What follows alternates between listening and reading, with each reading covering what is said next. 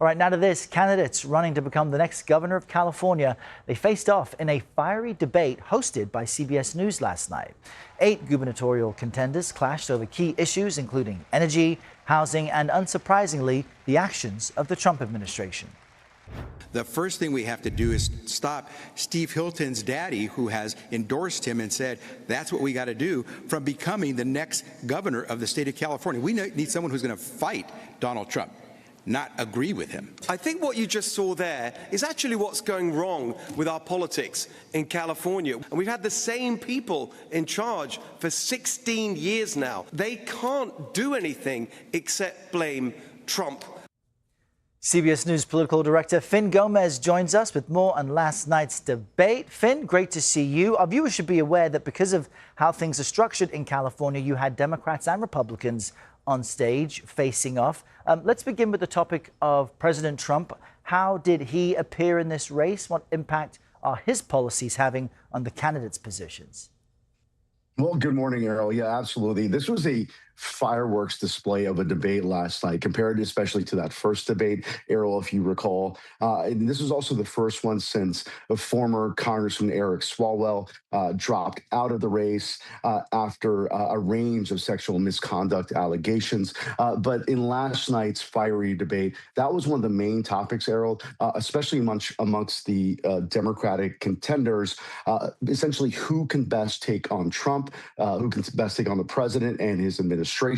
And if you recall, in 2020, this was a state that went to Kamala Harris. Excuse me, in 2024, this was a state that went to Kamala Harris by about 20 points. So this has a large Democratic base and a lot of a big advantage for Democrats because there's more registered Democratic voters here in California. However, Steve Hilton, who you just played a clip there, he is one of the Republicans in the race. He's been at the top or near the top for most of the polling, including ours. He was endorsed by President Trump. The thing was that, as you said, this is a jungle primary, and the top 2 contenders, regardless of party, advance to the general election. The primaries on June 2nd. Prior, Chad Bianco, the other Republican who's running in this race, those 2 were basically at the top, and Republicans were hoping that would basically block out Democrats if it continued to be that way, Errol, if those 2 top Republicans. But with the Trump endorsement, it essentially consolidated all the Republican voters over to Hilton, basically potentially opening up a spot for a Democrat to advance. And typically in this state, if there's a Republican and Democrat, the Democrat tends to do better. But I want to play some sound of the candidates sparring over the issue of healthcare affordability. Let's listen to that. Okay. Healthcare is a right for every Californian. And long term, the only way we can afford that is a single-payer healthcare system. Single payer delivers the most healthcare at the lowest administrative costs. If you want socialism, go somewhere else, because single-payer people come to America for the best medical coverage and care in the entire world. They're all wrong. Incentivize actual health, not just fee-for-service. Make people healthier. Tell us more about where the candidates stand on that topic and the other key issues in this race for Californians. Yeah, Errol, that's a major issue here, of course, but you really heard the whole spectrum on that specific issue. Like Steve Stoyer, he was a Democratic billionaire. You recall, ran in 2020 as a presidential contender. And Katie Porter, the congresswoman from California, they want single payer, which is a government-funded health care for every Californian. That's what they called for last night.